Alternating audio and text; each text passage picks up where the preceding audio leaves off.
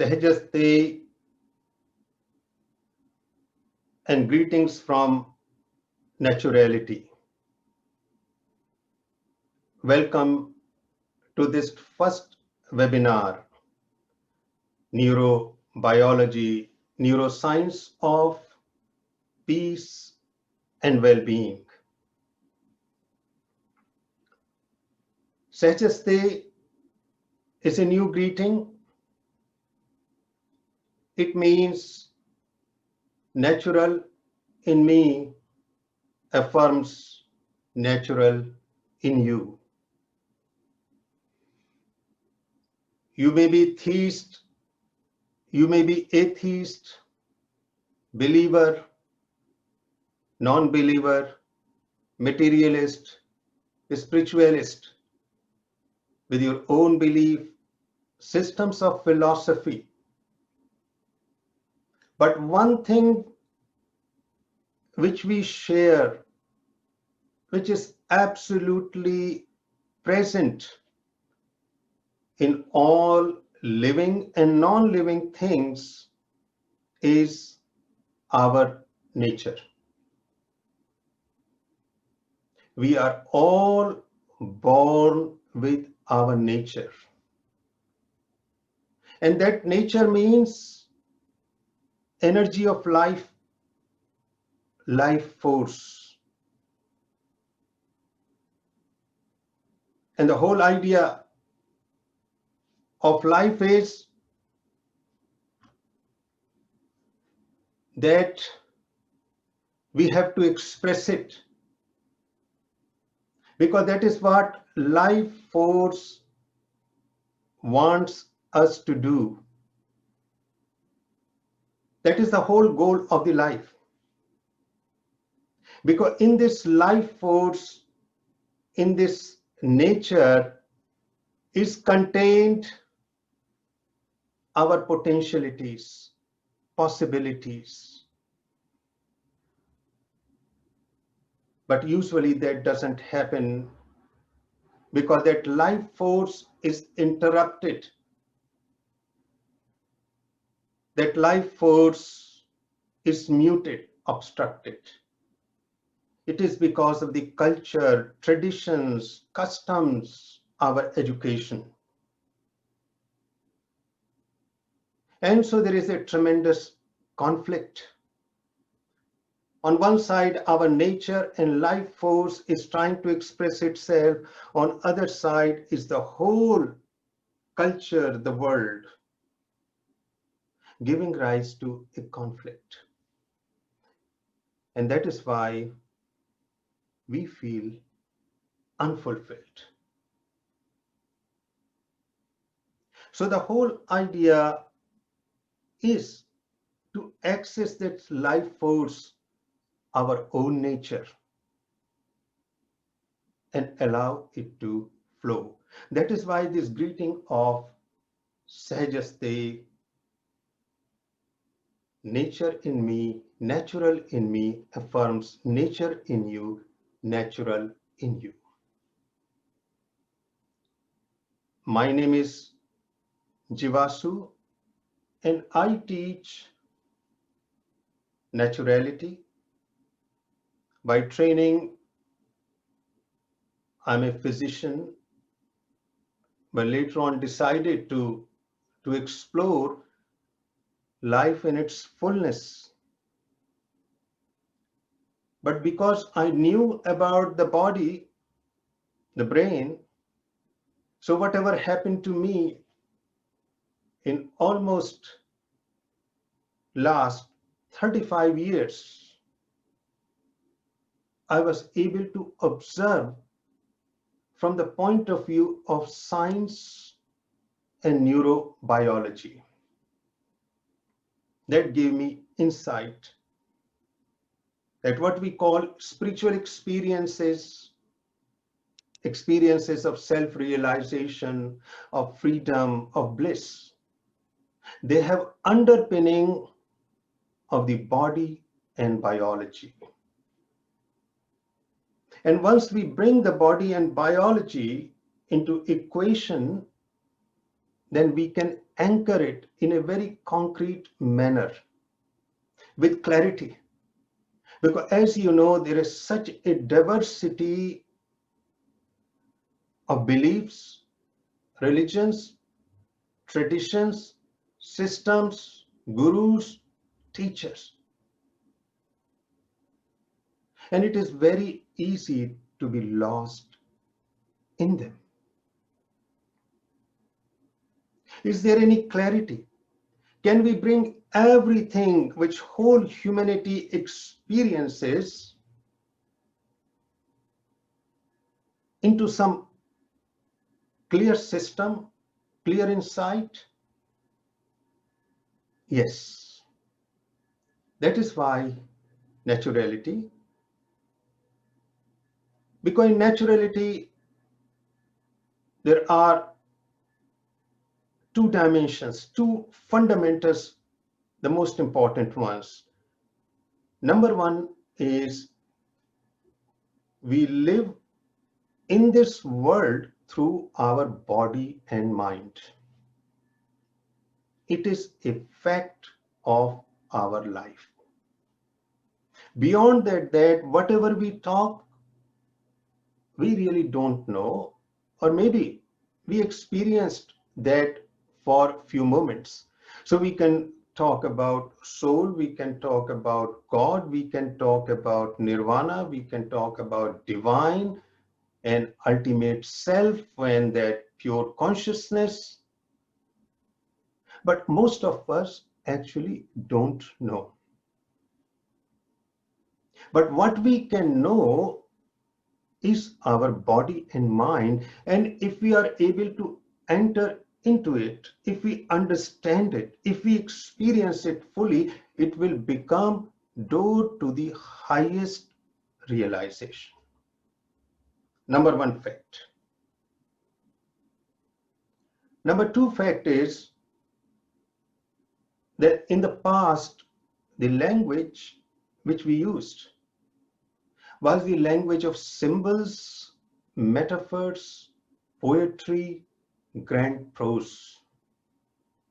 And different culture spoke in different way. So we have to find some medium which is common to all. And what is common in our time is science. You go across the world, almost all education in our time is seeped into science. We may deny it, we may reject it, but the fact is we cannot live without it. And after another 2 to 3 decades, it will be everywhere. So in this plethora of belief system, religion, spiritual systems, yogas, we have to find a common core. And if we connect to that common core, then we can understand, and also we can make others to understand it with clarity. Of course, science is still in its infancy stage. Whatever we experience beside mind and body, science has little bit of clue because they investigated yoga, meditation, higher states, but still nothing conclusive. That is where we bring the philosophy of science, a logic, a reason. Of course, if you want, you can base everything in life on the basis of faith also, which is fine too. But that can be your belief. Once we are going to share something common, it has to make a sense to all others. That is why naturality we teach. And that is why whatever I'm going to explore will be from naturality angle, body, mind, science. Little bit about this webinar. that we are going to record it, but your faces won't be in it because that is webinar. On ordinary Zoom meeting will have faces. Your names won't be there. So please don't worry that you will be shown in this recording, because some of the participant couldn't come join us and they requested. That is why we are doing.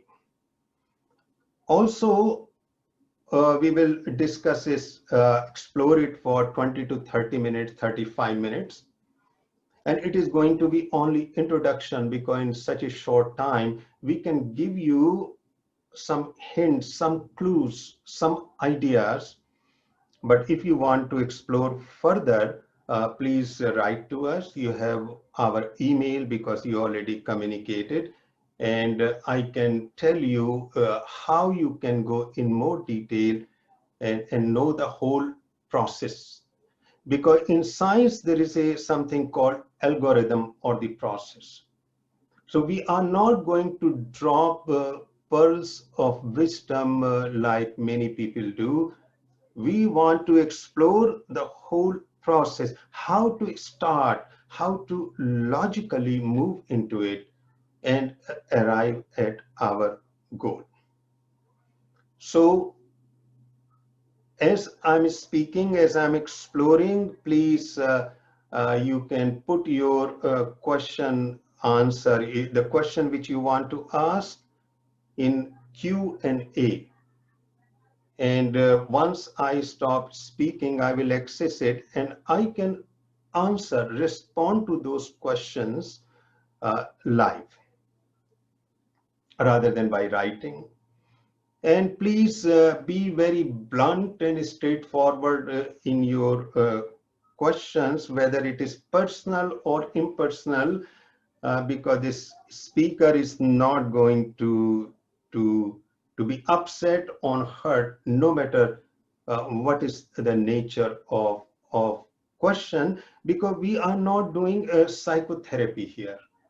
It's a challenge of change. So be very politically incorrect, straight, because that is what the hallmark of seeking.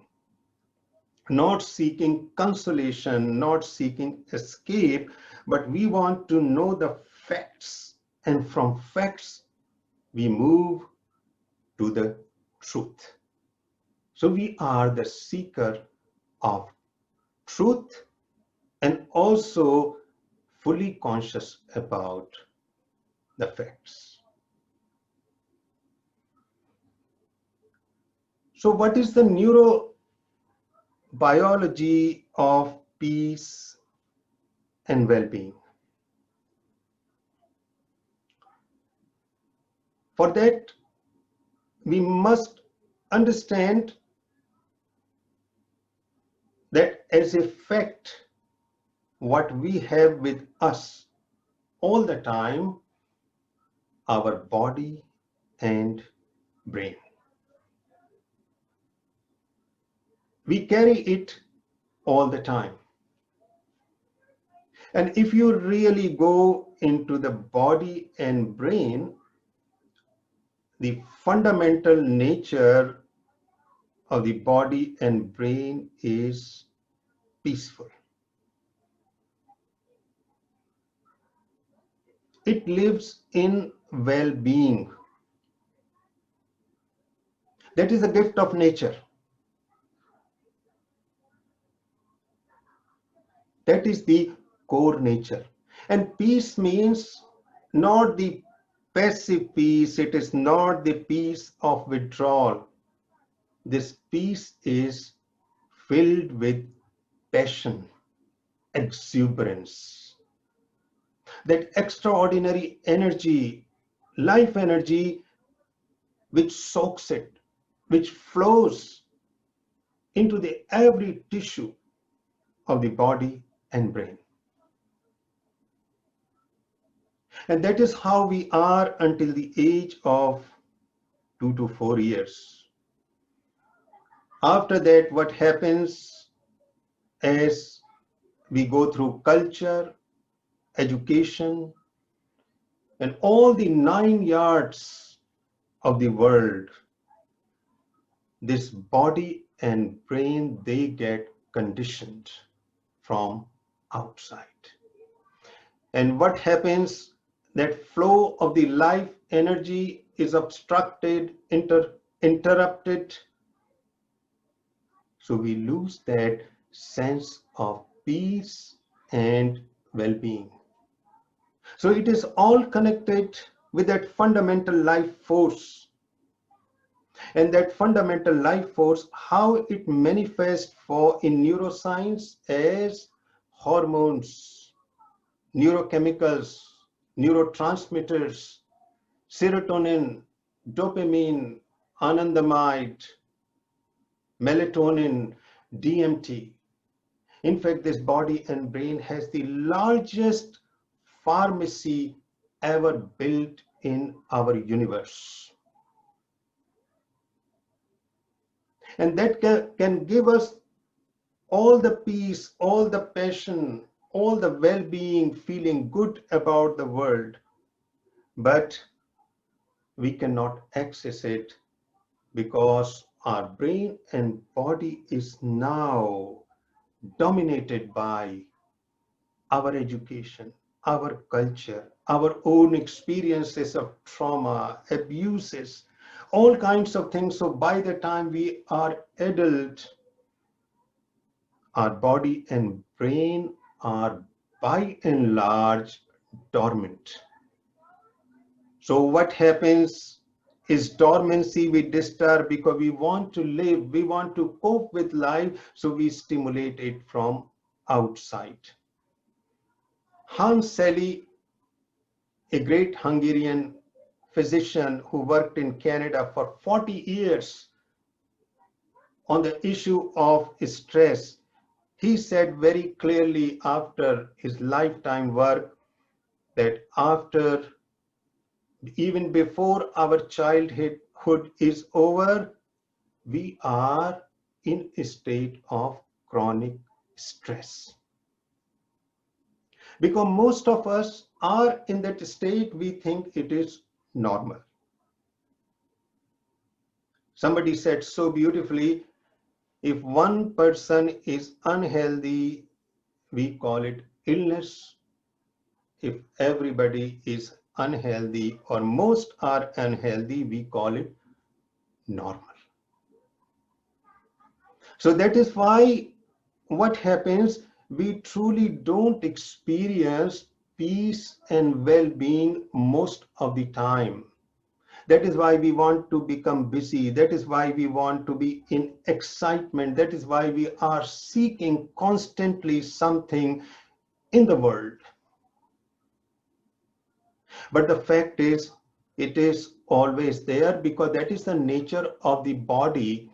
If body is left alone, what it seeks is food, shelter, water, and some protection. Beyond that, whatever we seek is not for the body, we seek it for the mind. And because our seeking is so diverse, it becomes complicated. That affects our body. And now it is a very well researched fact in mind-body medicine that each thought we think, each emotion we have, ultimately it affects our body. And if you really look into your day, there are thousands of thoughts, there are hundreds of emotions and feeling, and they constantly bombard this body and brain. A constant turmoil, but we cope with it. So coping is actually a very beautiful word, that truly how many people live the life in natural celebration, natural peace, natural passion, natural creativity. Few. Why? Because it is coping with life. And what happens? This coping goes on, and if something big happens, outside world, for example, this pandemic or a tragedy or a loss or an illness, our coping mechanism breaks down. And whatever was underneath, we were carrying it, spills on the surface of the brain, and we suffer from acute stress and its consequences in form of anxiety, panic attack, despair, melancholy, depression, emotional turmoil, you name it. It was because body was not allowed to function with its natural rhythm. That brain was not allowed to flow with its energy.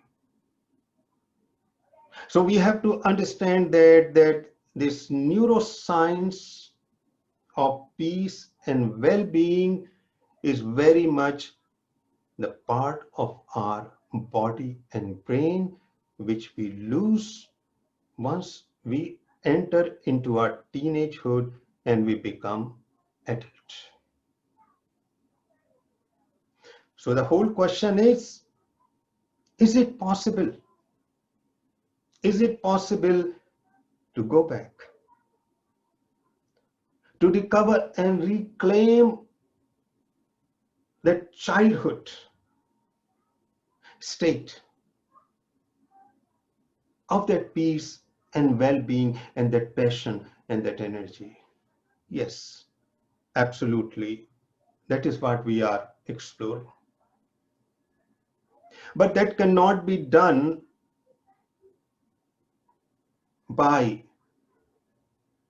thinking of ultimate self, ultimate God, going into these beautiful wonder and grand philosophies, which is fine too. We can do that, but from our point of view, from many point of view, that is merely a fiction. I can talk about anything, the highest self, but I don't know.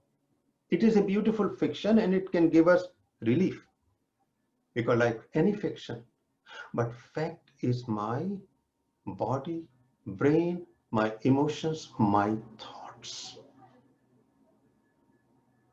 That is what you can call isness, as J. Krishnamurti called it. It is a fact of my life, an other fact of my life, that I'm suffering, I'm coping, that constantly I have to go into the world, do a million things in order to remain excited, entertainment, and feel alive. Is there is any possibility to feel alive, passionate, peaceful, and to live in a state of well-being? Yes, and we have to start with this body.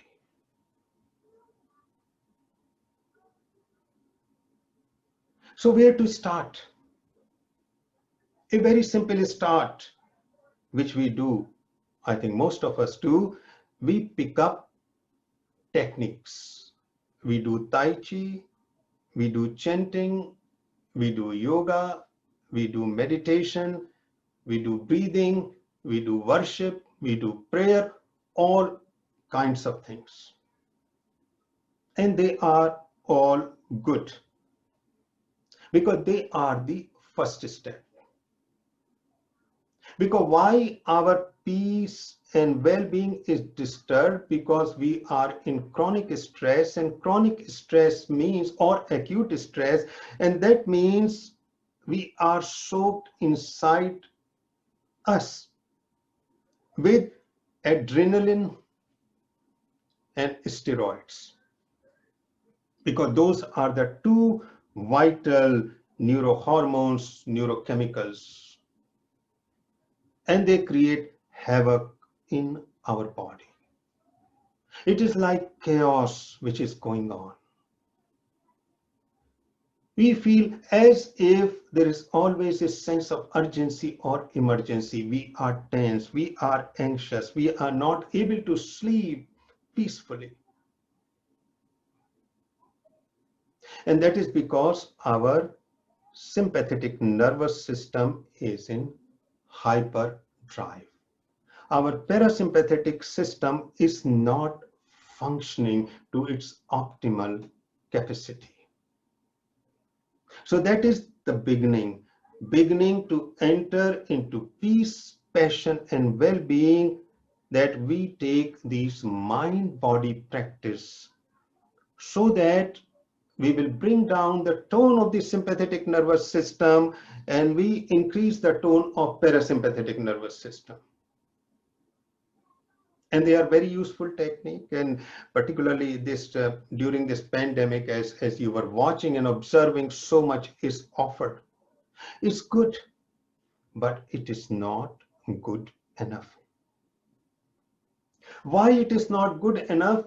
Because it will give you a transient relief for few minutes, for few hours, maximum for few days. Its effect on our system is transient, because still we didn't go to the very root of the problem, and root of the problem was that our original life energy, life force, and the whole neurohormones and neurochemistry which is connected with it is still not functioning optimally. So there is no harm in starting with it, but it is not enough to do meditation, to do yoga, to do chanting, and rest of it. So what is the next step? Next step is to start exploring that natural personality, that personal intelligence, that life force with which we were born. And we slowly lost it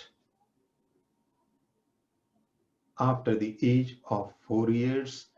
And by the time we are 25 years old, most of it is lost.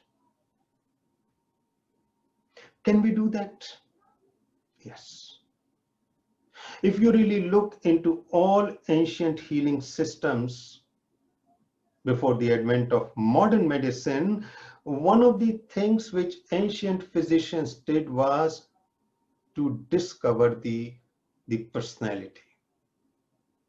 And particularly in Ayurveda, they call it dosha.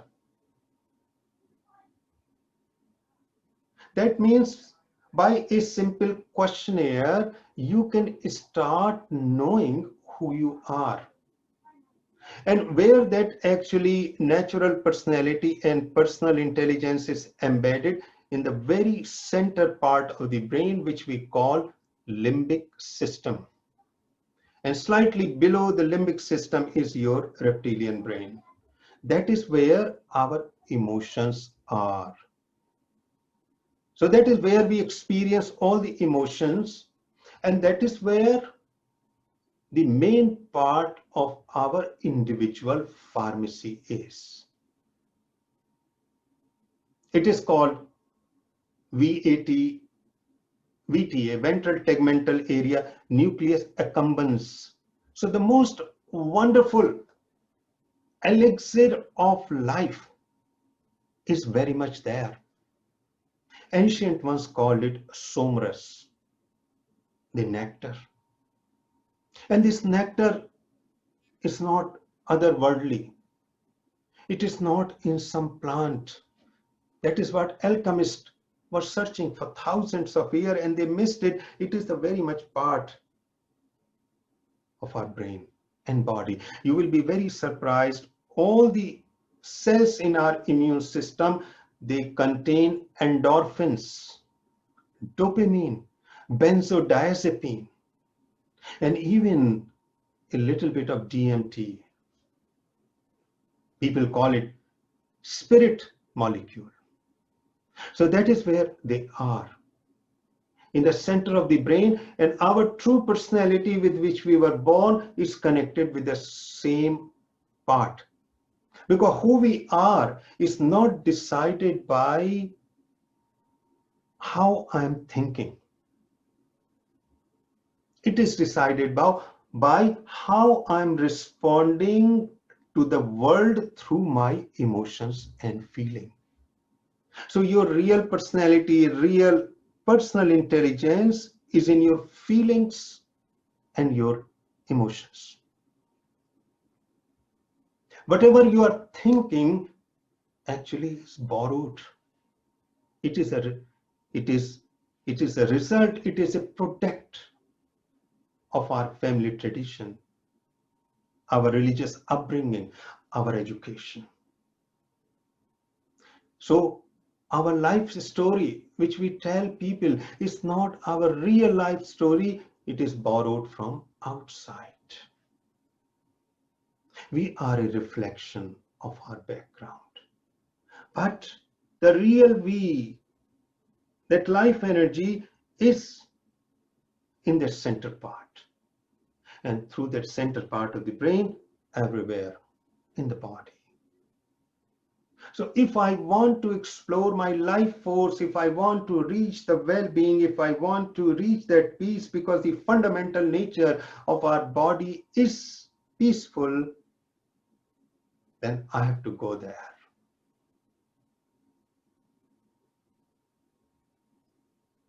It's not difficult. In the beginning, through a simple exercise, and then once I become aware, then awareness becomes exercise. It will give more and more clue who I am, what kind of personal intelligence I have. How I will know that truly I contacted my real personality is by experiencing flow. This beautiful term is used by a great Hungarian psychologist, Mihaly Csikszentmihalyi. There is a whole flow psychology now. And different corporations are incorporating this so that their employees could have maximum flow state. They are creating an environment so they could be enthusiastic about their work, they could be more protective, and they will be more creative. Such a materialistic use, because there's so much competition out there in the world. But that state of flow comes from outside. Why people go for extreme sports, surfing, diving, skydiving, mountain climbing, car races? What gives these people a state of flow? They are in touch with their life's energy in those moments. They feel fully alive. And not only alive, such a sense of acceleration. And not only such a sense of acceleration, but peace. Peace truly meets passion. But here we want to get it from inside, so it will become the part of our life. We don't want to depend on a million things to experience our life force, to experience that state of being. But that is the experience once we contact our life's energy, very much part of the brain. And in that part of the brain, time moves moment to moment. So once we experience this peace and well-being and passion, we are in here and now with all its power. So that is how we enter.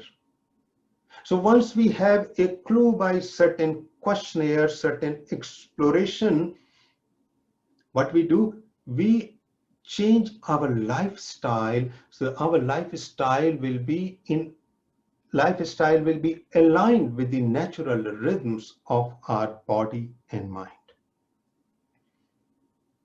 So instead of a puddle, a small pool, we will become a stream.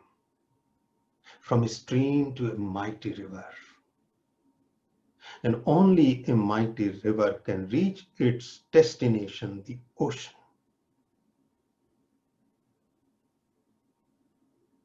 So from techniques, some practices, we have to take next step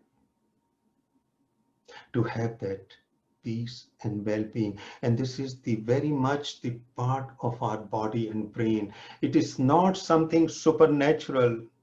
It is nothing metaphysical. It is nature's gift. This energy and all these vital neurochemicals and neurohormones, and when they are deficient, we know we suffer from anxiety, depression, all kinds of mental health issues, and they are waiting to be explored. So when we enter, when we feel, when we contact, we keep on going. And these flow moments in the beginning will be for a short period of time, but then they will expand. But the real critical point will come here, because now we are discovering ourselves, our peace, our well-being and passion and our creativity. Our brain is brimming with extraordinary energy. Our body is experiencing that rush. We have to enter into the darkness, because that is where whatever we accumulated in the past, we have to take a plunge and clean it.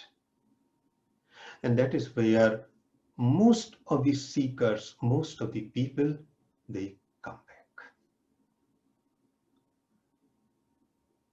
Without exception, there is a dark side to us. That doesn't mean evil or devil. That simply means when we were growing as children, our life force wanted to express itself and it was not allowed to express. So we had tremendous resentment. We defied the rules of the society. We had guilt. We had trauma. We have emotional losses. We had fear, anger, violence. We have to go through so much in order to live in the world. And all that we put in subconscious as memory in our brain to cope with life, because we don't want to show it. We don't want to express it, because we don't want to be labeled as not a good person.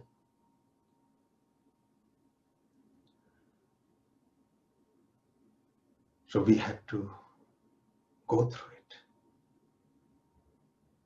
But as I said, most people come back. And what they do, they seek shelter and escape in philosophy, in religion, in spirituality, in gurus and teachers, not knowing the real guru, real teacher, real path is all there. I call it GPS, Guru Positioning System, the inner light which is always waiting for us. And if I have a courage, if I decide to take a plunge, then I enter into the darkness and clean everything.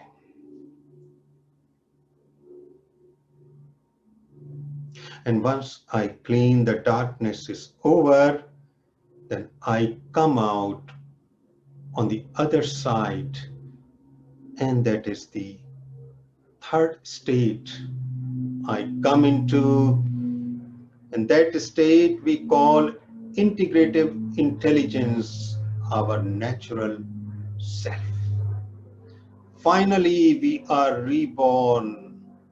Finally, this body regain its optimal activity, finally our brain is open. And those three parts of the brain, functional parts of the brain, what we call reptilian brain and mammalian brain, and the new brain, which is very human, now they function in harmony.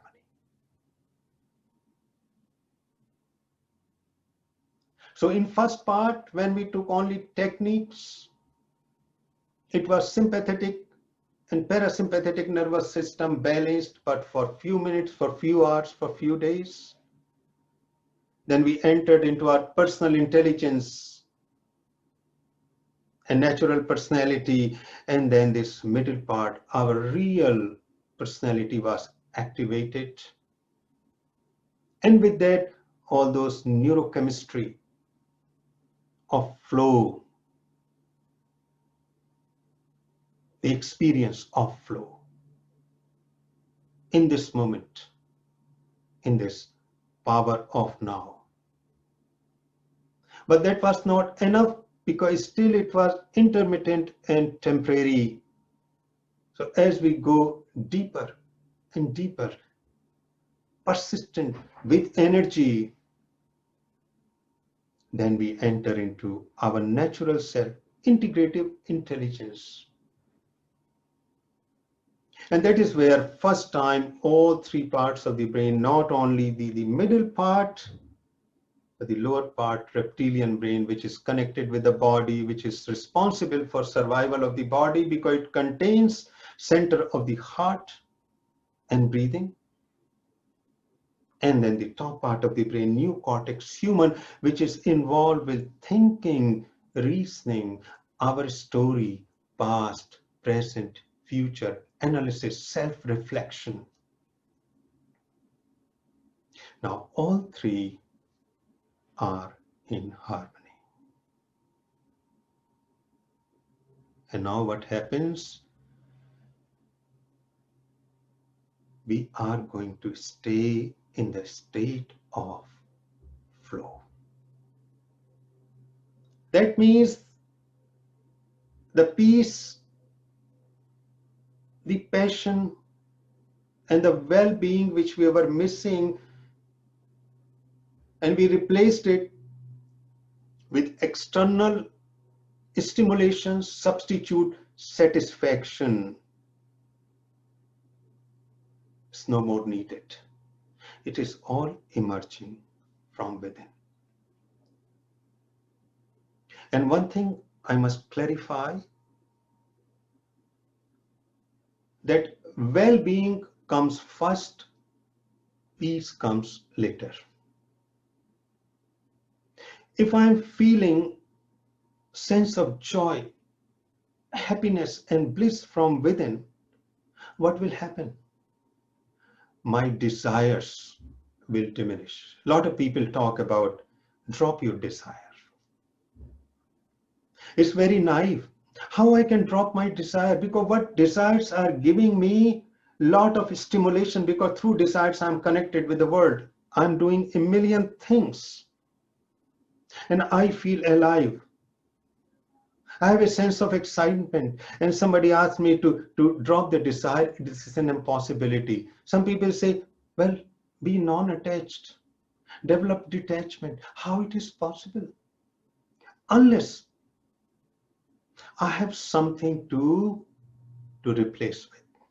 And what is that replacement is? Sense of well-being, passion, energy, acceleration, which comes from within. Once I'm feeling alive from within, I don't need this electrical shock of external world to stimulate me. And in those moments, my desires and my attachment will start dropping. And if desires, they diminish, if attachments are diminished, what we experience? We experience peace. That is why in yoga they talk about 5 layers of life, and one layer is Anand Maya Kosh, bliss layer. They never talk about Shanti layer of peace. layer of peace is the result, is a consequence of once this life energy is released in me. And that life energy again must, it is called Shakti. In Indian tradition, it is not metaphysical. It is the same Shakti which we have in the body, in our emotions, in our thoughts, in the plants, in animals. Every single atom moves through that Shakti. But in us, Shakti is not fully functioning. It is functioning. That is why we are alive. That is why we experience emotion. That is how we think. But only it is 10 to 15% of total what we can have.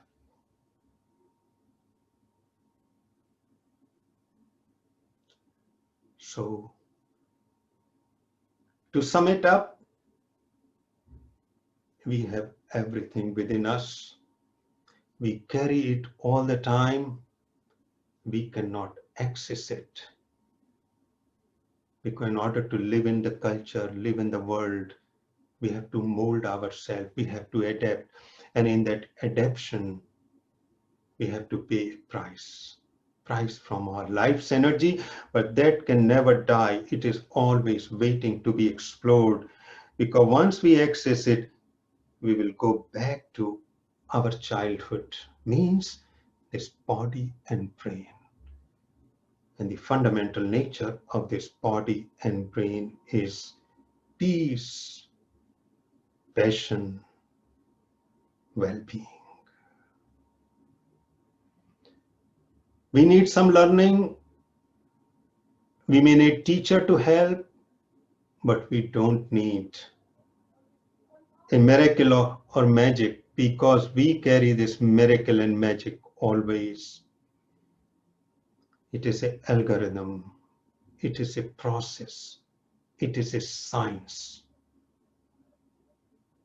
It is neurochemistry.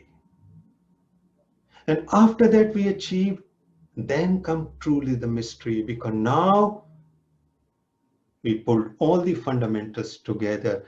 Now we are ready to take a leap into that infinite, boundless, eternal mystery of the existence. And that mystery, yes, it is also beyond body. It is beyond all science. Because all rules and laws of the science are limited. They help us in the beginning, but once we created a fundamentalist springboard, escape velocity, then we can release ourselves into the ultimate, which is unknowable. But that cannot happen unless I have energy, passion, peace, sense of well-being, a brain and body which is low in energy. How it can take such a venture?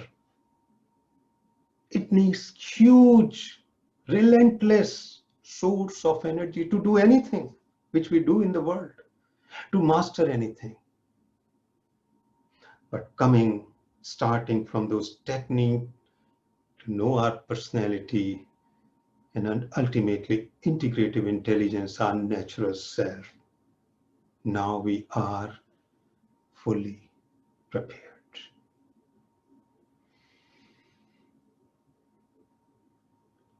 So with that, I will stop, and Sahajasthe, natural in me, affirms natural in you. Now, if you have any question, please, and I see there are 2 questions, so I would like to answer them.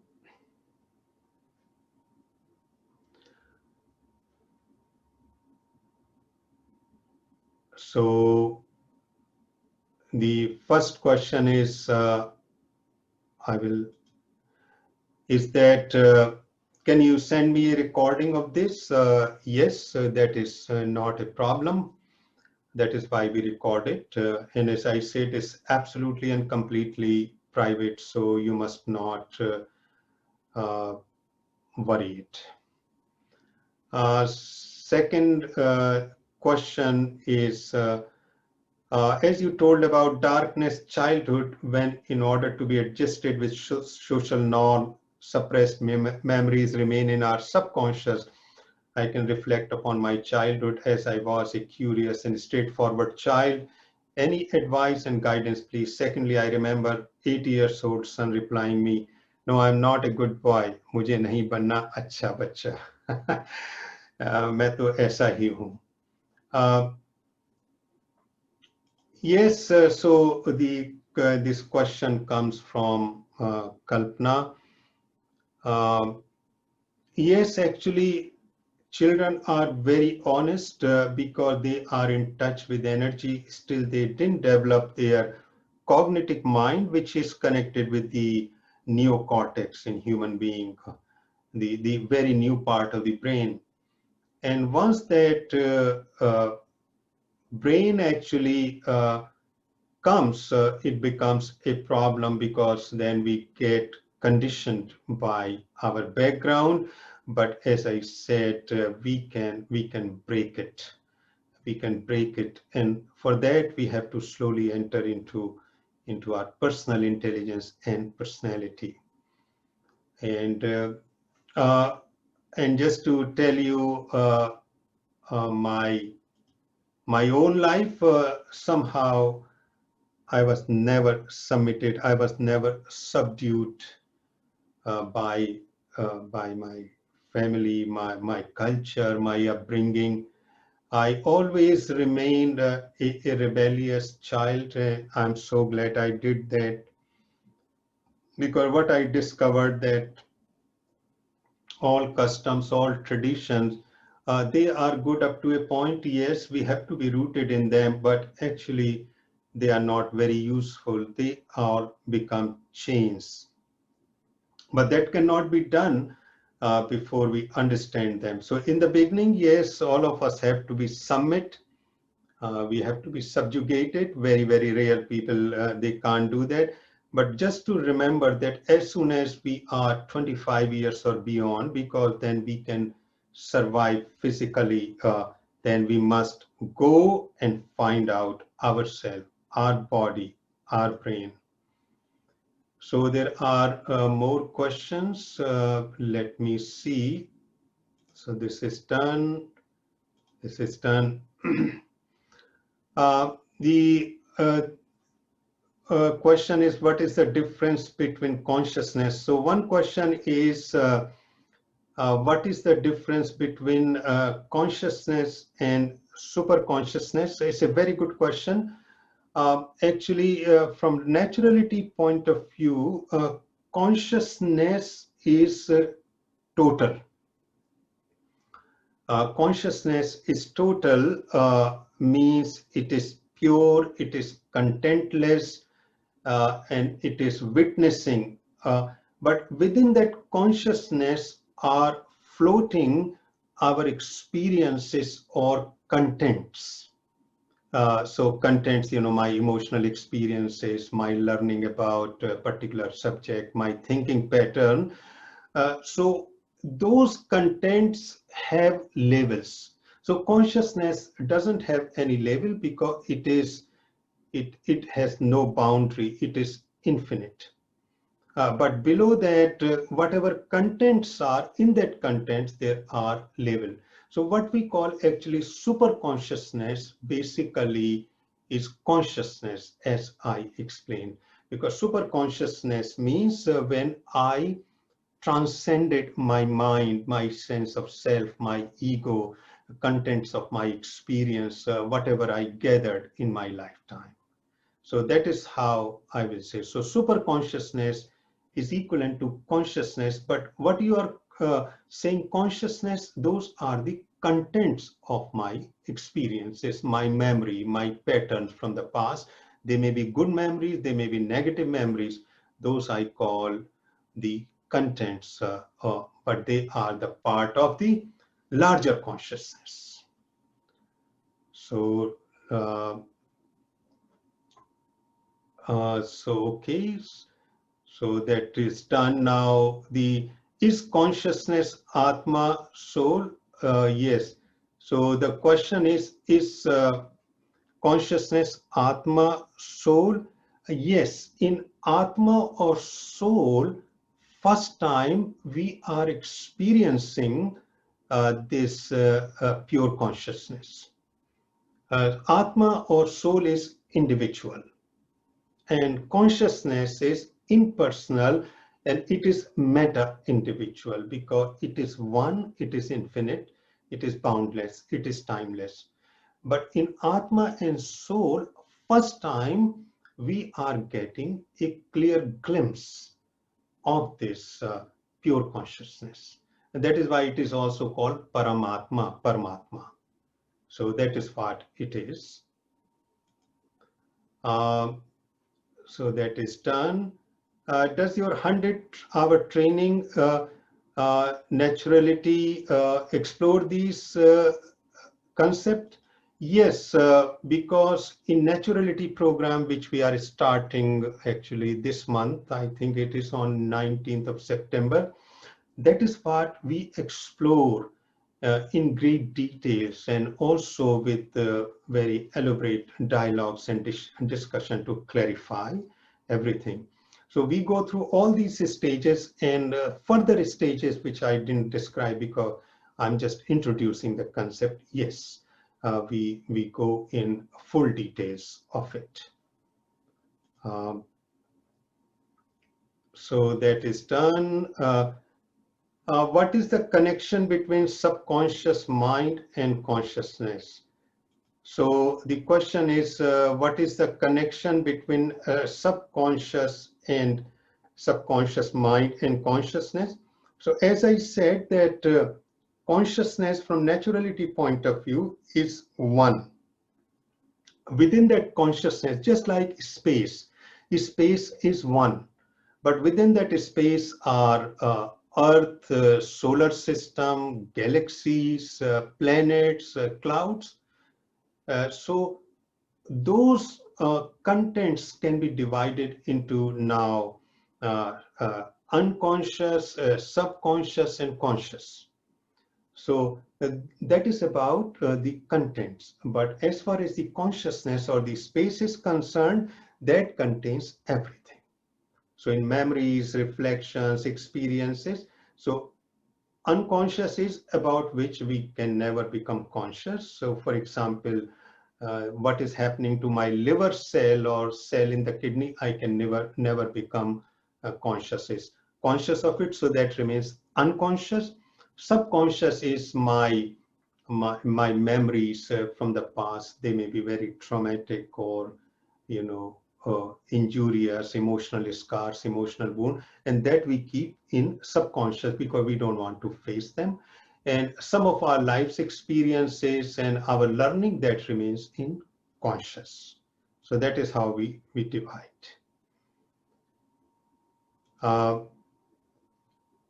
Then, is there a way to help a toddler avoid losing their natural wonder of life?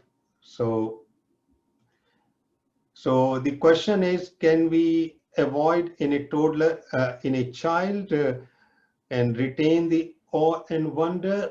No. I mean, some children are born with that extraordinary wisdom. So, for example, a J. Krishnamurti or a U.J. Krishnamurti, they are born with that. The reason is that the parents themselves are conditioned and they belong to particular culture, no matter how much liberal that culture is. So you cannot stop that process of enculturation or conditioning. Only thing which we can do, and that is necessary because child has to be rooted in some culture, family, or tradition. Otherwise, there is a problem of mind-body health problem. So, but what we can do, sow the seeds, add something in child's upbringing, that whatever the child is doing for the sake of education, getting a job, connecting relationship, earning livelihood, and also marrying and having children, because those are the mundane things of the world that a child has to go through it. But there is something else, and there's something else is beyond this mundane. So child must not be satisfied with this mundane. And certainly we can sow that seed uh, in the child. So child, after settled, hopefully those seeds will sprout, become sapling, become mighty tree of self-exploration and self-fulfillment. So why meditation is not the answer to reach that inner bliss state? If not by meditating, how can we feel it? Personally, I feel something deep when I do. So meditation is merely a technique. And in rare people, when the whole being is ready, meditation can take you there. So for example, if you read the biography of Shri Aurobindo, he meditated first time and it was finished. He experienced that state. But in majority of people, meditation can take us to calmness and temporary peace, feeling of well-being, blood pressure will go down, sleep will improve, there will be emotional regulation, there will be energy, but that is temporary. So with meditation, as I said, you have to explore your original nature, which is not very difficult. So along with meditation, which is a wonderful practice, and if it could be added with yoga and breath work, it will be a complete practice. You have to enter into your nature.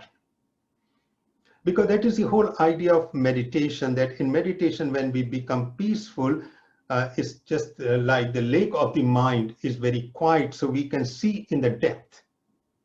So once we see in the depth, we have to latch to that depth, and that is our inner nature.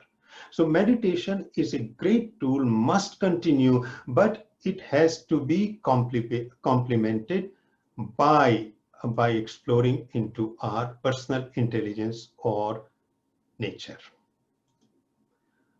Do you also address the polyvagal theory in depth in the program? Yes, because as I said, it is a platform.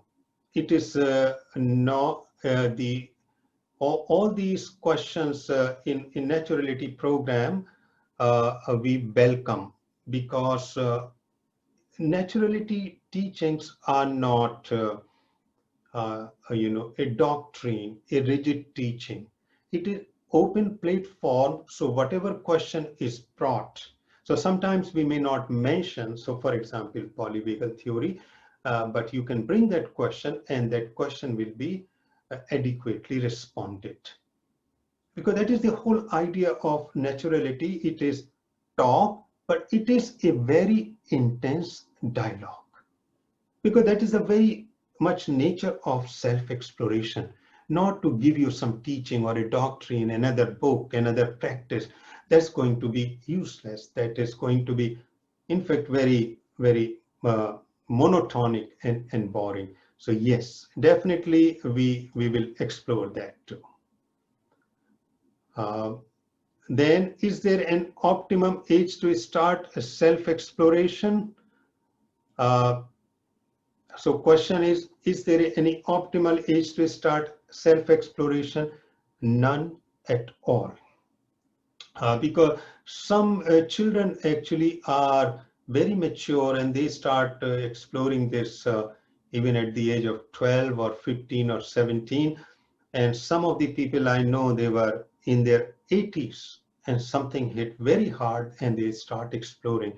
And the reason being that our brain from energy point of view can never become old. In fact, an aging brain truly a spiritual brain, a holistic brain. And why? Because different parts of the brain, they are more connected as we age. Although we lose brain cells, part of the brain cells, so cognitively, sometime there may be a problem, but overall we have a holistic spiritual brain.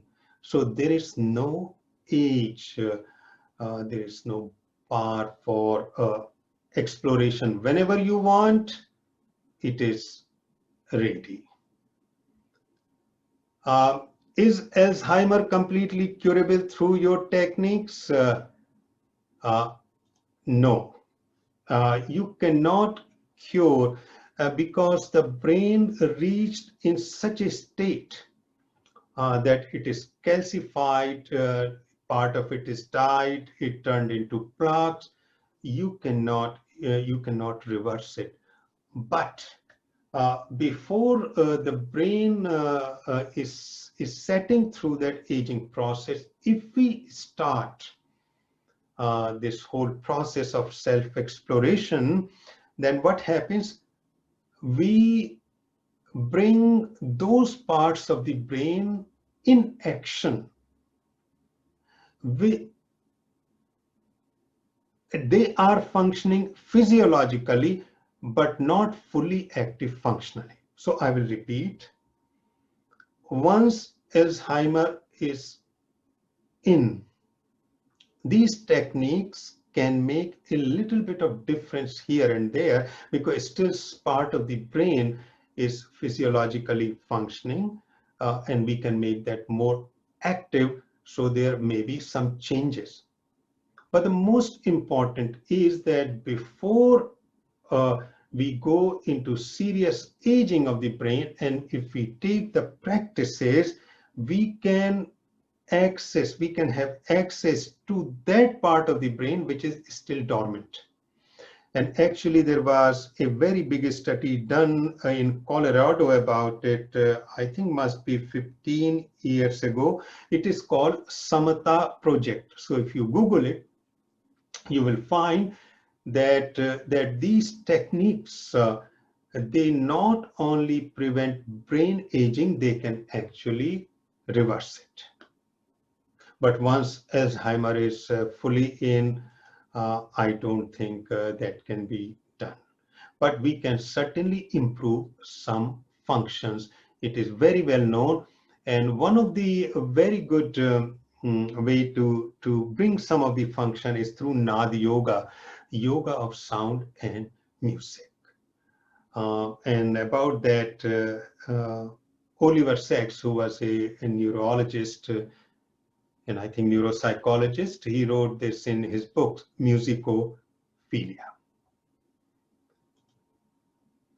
Do you find minor adult trauma triggers childhood trauma, which for some lead that? Do you find minor adult trauma triggers childhood trauma, which for some leads them to practice?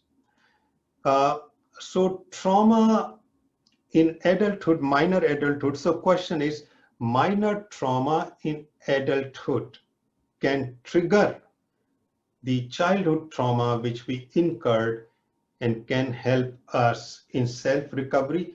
Yes, definitely yes, because first and very important thing is to realize I had trauma, I have problem. If I'm hiding the problem, if I'm not aware about the problem, if I'm denying the problem, then nothing can be done. That is why some of the people who come to me and they are so angry because what was done to them in their childhood, that all abuse, I'm so happy about that anger, because anger is the right reaction because they became aware. Now we can do something. And what we can do something, because this energy of anger can be transformed into healing energy. So in naturality, all these very strong emotions are wonderful emotions, whether it's jealousy or guilt or anger or disgust or sadness, because they contain a certain energy. And when that energy is there, we can do something about this energy, channelize or transform it. If there is no energy, then we can't work. So first of all, we have to gain this energy. So I hope that question is answered. So I think those were the questions, and so I think at the end of it, if you are interested in exploring further, please write to us, because we are running many courses, and we are planning to do many more webinars in which we are going to explore from a scientific point of view all those mysteries, because they are very connected to our body and mind, and we can access them easily rather than lost in this vast chaos of a variety of tradition and system. And I'm not saying they are negative. If you want to explore them, fine, but we want to bring them into a comprehensive wholeness, to have a very clear understanding, to to anchor them into our biology, body, and mind. So with that, I would like to end this webinar, and thank you very much for joining me. And very soon you will receive information about some other theme, and join us. Sahajaste, natural in me affirms natural in you.